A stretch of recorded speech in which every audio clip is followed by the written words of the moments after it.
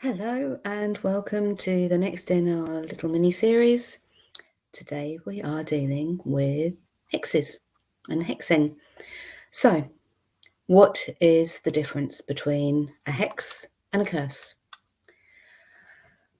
So, cursing tends to be done for malevolent reasons, whilst a hex can actually be a spell, bewitchment, or enchantment that can be for good or bad. It depends on your intention. So for me, a classic example for me would be poppets. I think poppets come under this hex title because when you stick pins in them, you can stick pins in the area for healing or to cause pain or just whatever. Now, interestingly, whilst I was doing some reading around this, I found online a spell which suggested that once you'd finished sticking the pins in the poppet, you then sealed it in a jar of liquid. I'll leave to you the liquid ideas that were suggested, depending on obviously why you wanted to do this spell. So there were some rather obnoxious liquids, and there were also some quite nice liquids. And then you sealed the jar and put the poppet in the jar in a sealed area until the said spell was done. And I just found that interesting because I've frozen poppets before now. I'd never actually put them in a jar of liquid. So that's an interesting one. But yeah, so the intention with a hex is what matters, and hexing can be for good or for not.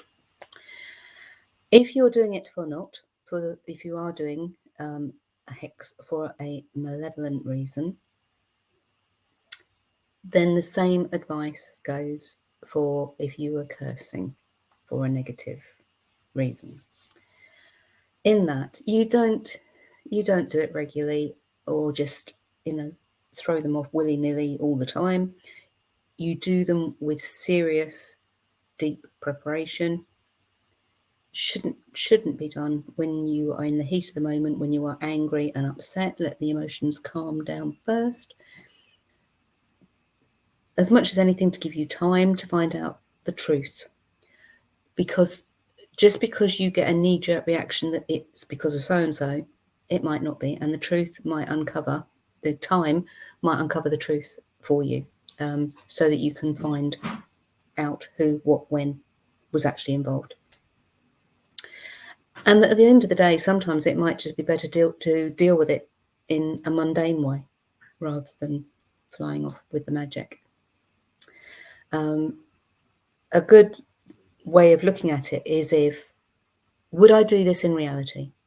And if the answer is no, then don't do it. And if you are going to do it, make sure that the energy balances. So whatever somebody has done to you, you are reacting back to them with the equivalent amount of energy. Somebody takes your parking space, you wouldn't cast a death spell on them. I know that's taking it to extremes, but that's what I'm trying to get at, that you actually, it's the equivalent. It's not more, it's the equivalent of what's being done to you. If you feel uncomfortable about it in any way, then just don't do it. Park it. You've got it all prepared. It's there. It's ready. If you're still feeling uncomfortable, put it to one side. Give it a bit more time. You are responsible for your actions and the reactions. So be very sure that you are sending it in the right direction. There you go. Anyway, in Rachel's book, Spells and Charms, she gives us a couple of, several actually, of quite nice hexes to do. So the first one is the badass blueberries.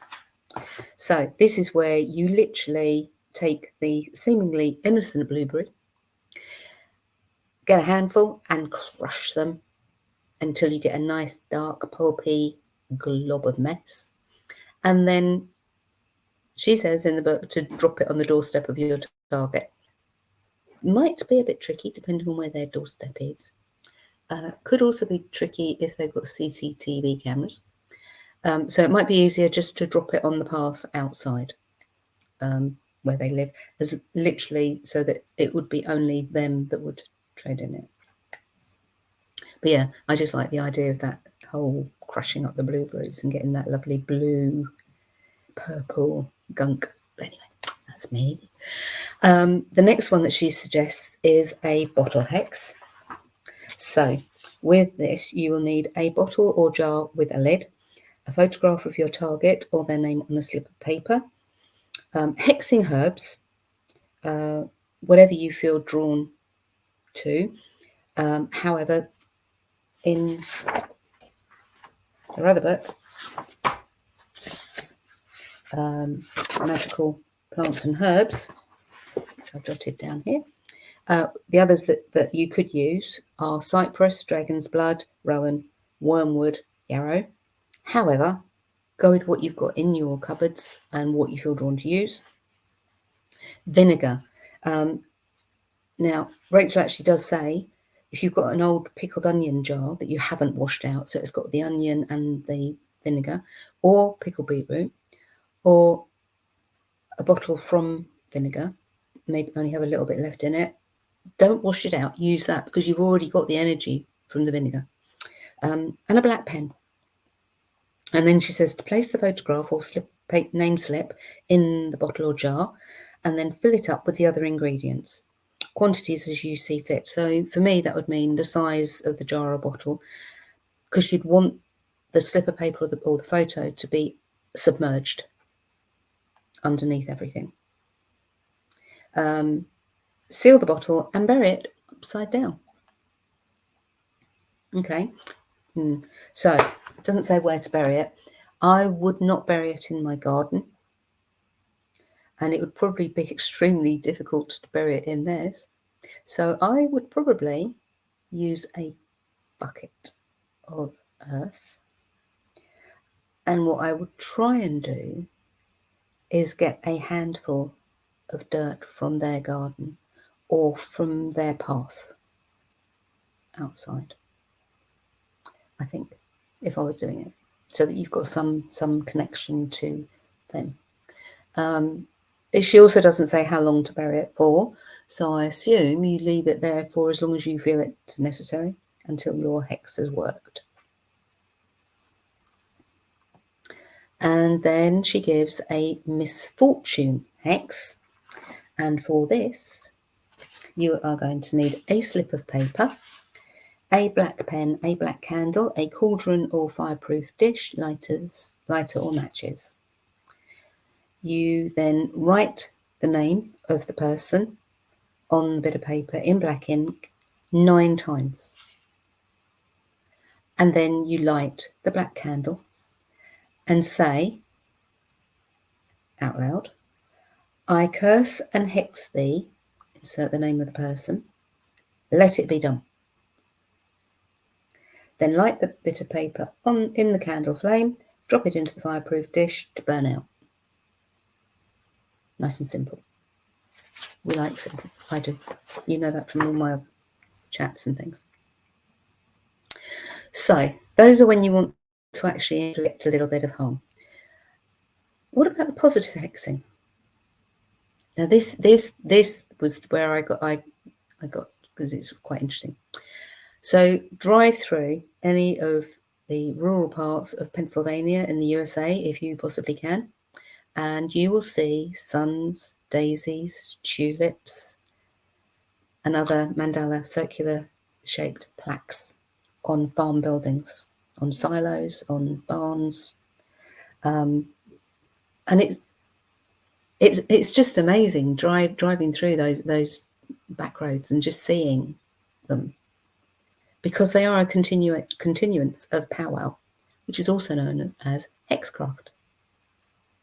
Having said that, none of the original practitioners would have called themselves witches, because they were doing it, or what they felt they were doing, was protecting against witchcraft. It's a practice that can be traced back to the early Dutch, German, and some Irish settlers to that area.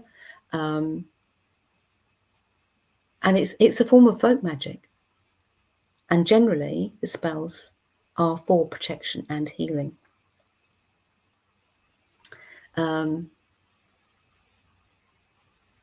I was lucky enough a few years ago to actually be staying in a very rural corner. I'm saying corner because it was that corner near to West Virginia on the map. So we were out in the middle of nowhere, and the sat-nav that had come with the rent car didn't work. So the only way that I actually found myself where I was going and where I was coming back from was by looking at the shapes of the silos. You'd be surprised how different the shapes can be from on the farms of the silos where they keep the grain, but also the hex signs, because each farm would have its own. So I as I was going somewhere, I would be watching the hex signs so that I could get back. Main roads were fine, obviously, because they're lovely, huge. But yeah, around in the back roads, they were very, very useful. Loved the covered bridges as well. But anyway, that's another story. Now, the thing with powwow, there are some books out there, and there is one particular book that I want to get hold of. It is still in print, but it's not available. It's coming back into stock soon. And I can't now remember the name of it, which isn't very useful for this, but I will put it in the written blog that goes with this when I find it. Boscherel is the other name for this type of magic. I think that's in the title of this book. Anyway, looking on the internet as well, what I did discover, very similar to folk magic in the UK, there's a lot of descriptions of what the practitioner would do, ending with, there is an incantation. No incantation. And I think, this is just me thinking, that is a way of them. One, they probably weren't written down, because most people, really up until the 1920s,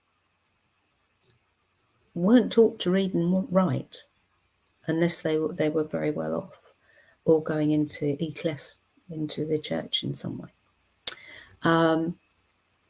So normal everyday people wouldn't have had this.